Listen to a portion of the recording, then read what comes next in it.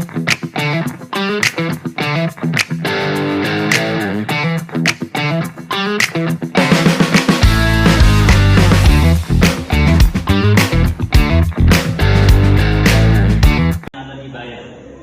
teman-teman akan saya arahkan untuk menonton video ini. Kemudian apapun yang ada di dalam video ini, teman-teman itu catat dan buat kesimpulan dari setiap peristiwa yang terjadi di setiap video. Nanti dari 1 ke 5 itu akan saya pause. Kemudian teman-teman mendeskripsikan. Nah, ini kan kontennya untuk menyeluruh.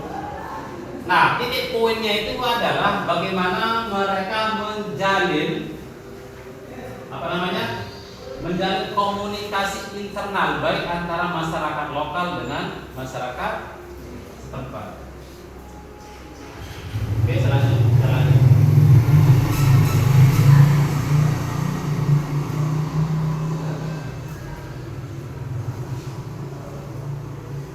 Oke, setelah Islam masuk dari Hadramaut ke Jawa, khususnya disebabkan oleh para wali songo, itu ada beberapa perubahan terbesar atau perubahan besar yang terjadi dalam kultus kehidupan.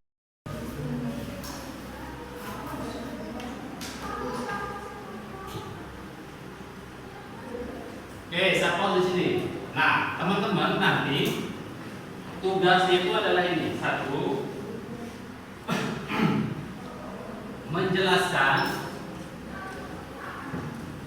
setiap peristiwa yang terjadi setelah Islam masuk di Indonesia. Nah, ini makanya Anda menjelaskannya itu rekam jejak. Menurut pandangan Islam, karena apa? Ada sebagian hal-hal yang dilakukan oleh penganut ajaran namanya ajaran Mu'min itu kan seakan bersitegang dengan ajaran 25, atau orang yang mengerti seorang yang dipahami secara serampangan itu adalah waktu 3 itu yang itu telah mengerjakan sholat hanya pada 3 waktu tertentu. Ada yang mengatakan dari zuhur, asar, maghrib, ada juga yang mengatakan dari maghrib, isya dan subuh, atau dari asar, maghrib dan isya. Dari Hadramaut itu tepatnya yang ada di Yaman. Nah, ulama-ulama Hadram ini sebenarnya merupakan salah satu keturunan langsung dari Nabi Muhammad melalui 2 cucunya itu. Yang itu anaknya Ali bin Abi Thalib. Nah, orang-orang Hadram ini memiliki fungsi atau memiliki sumbangsih yang besar, karena memang dari sinilah asal muasal kalau kita merunut pada teori dari mana masuknya Islam, salah satunya itu dari sini, dari Hadramaut. Adapun contoh ini teman-teman kalau agama Islam ini saya tidak saya jelaskan di sini. Itu adalah Sunan Prapen namanya. Sunan Prapen atau keturunan langsung dari Sunan Giri, dari Wali Songo dulu. Nah, menurut cerita dari beberapa responden atau narasumber yang saya wawancarai, ada beberapa kitab peninggalan Sunan Prapen yang sempat diajarkan yang sampai sekarang ini masih menjadi pegangan orang-orang yang ada di Bayan. Yang pertama itu namanya kitab Bayanullah, kemudian ada kitab Bayan Alim menggunakan kemben. Kemudian kalau yang cowoknya itu hanya memakai kain, kemudian ada berpanjang dada, kemudian menggunakan bongor. Itu ciri khas atau perbedaan yang mendasar dari 2 model model adat yang terjadi pada suku ajaran Mongol. Kemudian nomor 3. Nah, ini adalah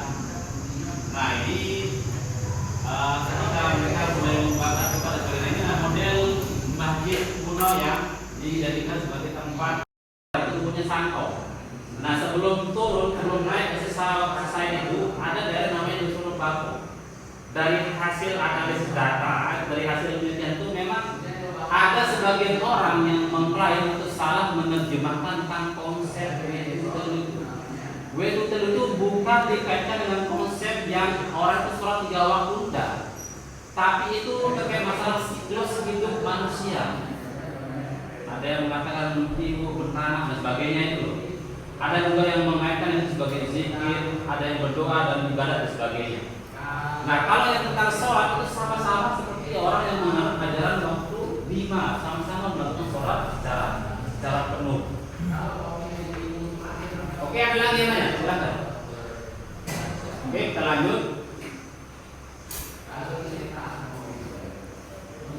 Oke, kemudian di antara biasanya maulid adat itu akan berjalan atau dilakukan dalam jangka waktu 3 hari. Ada yang bawa pisang, bawa apa dan sebagainya. Itu sampai menjelang sore. Kemudian malamnya baru mereka akan melakukan presya. Dan biasanya pembukaannya itu dilakukan oleh wanita. Itu hanya sebagai sebuah simbol. Nah, kemudian setelah itu barulah dilakukan presya yang sebenarnya antara lelaki dengan laki sampai tengah malam. Baru besoknya baru acara besok beras. Itu kita akan berjalan beberapa kilo ke sumber mata air yang mereka anggap suci. Nah, itu dicuci dan sebagainya di sana. Kemudian baru dibalik, kemudian akan ada pertemuan kegiatan di tengah jalan antara pemangku dan pemangku adat. Itu prosesi dari maulid adat Bayan. Oke, kita lanjut. Nah, ini Anda bisa lihat cowok ini nggak biasa kayak biasa itu adalah bertelanjang dada gitu lah. Bisa. Berarti Pak, kalau itu berarti sholatnya sama sih kayak sholatnya kita. Oke. Nah, ini adalah penjelasan bagaimana nanti akan terjadi proses akulturasi budaya itu.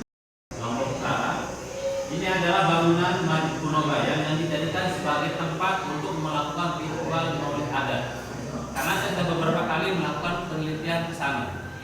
Nah, biasanya sebelum maulid adat ini dilakukan di Masjid Bayan, itu dalam kitab-kitab yang diteruskan atau dari turun-turun, misalnya kayak kitab berjanji yang dalam bentuk buta. Biasanya mereka membaca syair itu untuk mengagungkan Nabi Muhammad dan juga keluarganya. Kalau dalam bahasa kita baca selawat. Pedagang-pedagang dari Hadramaut ini selain mereka menjadi seorang ulama yang menyebarkan agama Islam di Nusantara, ada beberapa pendekatan yang mereka gunakan untuk menyebarkan Islam. Yang pertama itu melalui perdagangan, kemudian pernikahan, kemudian membangun organisasi keislaman. Kemudian beliau langsung melanjutkan ke Lombok Timur sampai di Pengadangan. Makanya menurut responnya itu kenapa disebut sebagai pengadangan? Karena di sanalah harus Papa itu diadang untuk menyiarkan agama Islam itu. Nah, bisa jadi konsep itu juga mengarah kepada 3 kitab yang dijelaskan tadi. Oke, sampai di situ ada tolak secara mutlak. Tapi di sini fungsinya kenapa orang-orang ini penyebar agama Islam khususnya di Nusantara itu menggunakan pendekatan tasawuf. Karena tasawuf itu lebih menekankan kepada arah esoterik atau makna atau inti dari sebuah ajaran. Itu adalah 2 budaya yang berbeda menjadi satu untuk melahirkan tradisi baru. Ini adalah Pulau Lombok yang seperti yang saya jelaskan tadi. Kenapa kita harus membahas tentang KLU? Itu karena itu yang paling fenomenal terkait masalah lokal wisdom atau kearifan lokal yang mereka miliki. Terutama ketika terjadi acara maulid adat di Bayan. Nah, silakan ini diperhatikan bagaimana proses maulid adat yang terjadi di sana. suatu kesimpulan terkait masalah materi yang kita pelajari. Silakan.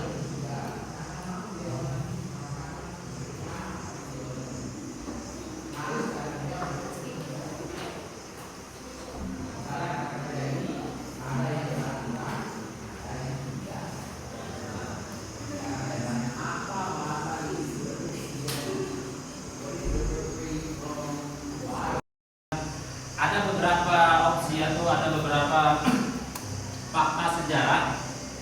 Kalau kita merunut dari struktur sejarah yang ada, ternyata Islam itu pertama kali diperkenalkan di Indonesia melalui atau pada masa dinasti Utsmani.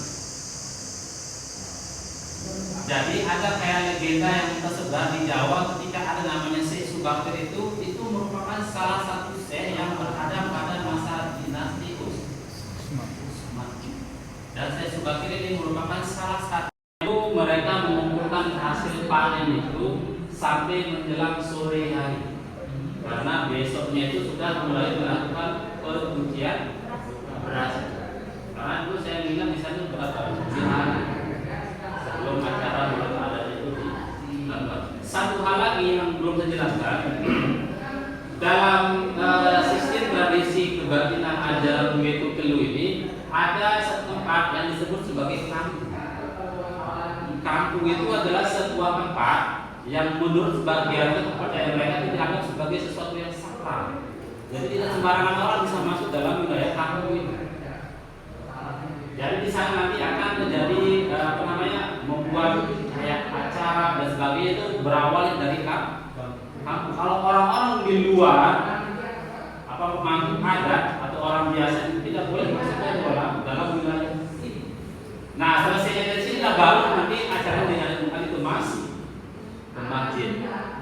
Nah, makanya saya bilang tadi kalau yang di society itu dia agak lebih moderat.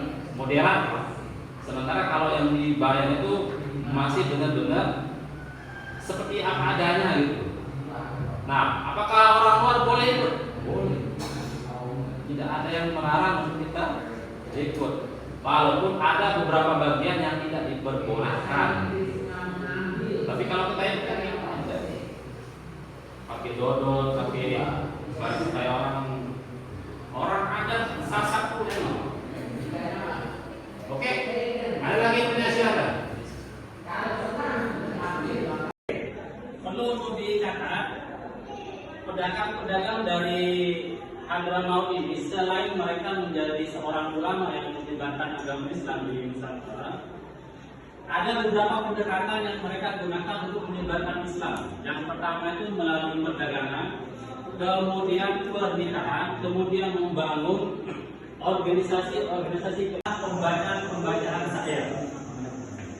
Oke, dalam proses ini kalau dibayangkan ada juga mereka melakukan pembacaan saya dalam kitab-kitab yang diteruskan dari turun-temurun, misalnya kayak kitab berjanji yang dalam bentuk buka.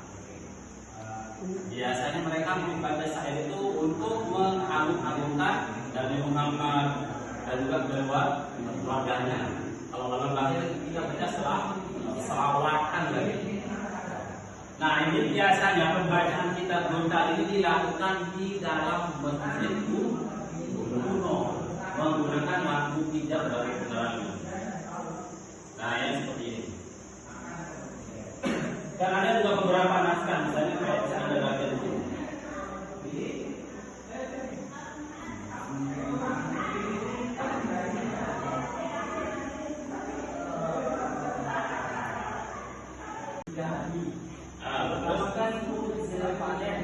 Yang kedua dan yang ketiganya gimana? Yang pertama itu mereka mengumpulkan hasil panen itu sampai menjelang sore hari. Karena besoknya itu sudah mulai melakukan pencucian beras. Karena dulu saya ingat di sana berapa hari. Belum ada itu. Satu hal lagi yang belum dijelaskan. Dalam sistem tradisi kebatinan ajaran Wetu Kelu ini ada setempat yang disebut sebagai kampung. Kampung itu adalah sebuah tempat yang menurut sebagian kepercayaan mereka dianggap sebagai sesuatu yang sakral. Jadi tidak sembarangan orang bisa masuk dalam wilayah kampung ini. Jadi di sana nanti akan terjadi membuat acara dan sebagainya itu berawal dari kampung. Kalau orang-orang di luar kampung adat atau orang biasa itu tidak boleh masuk ke dalam wilayah sini. Nah, selesainya dari sini baru nanti acara dengan itu masih. Nah, makanya saya bilang tadi kalau tidak selesai itu dia agak lebih modern.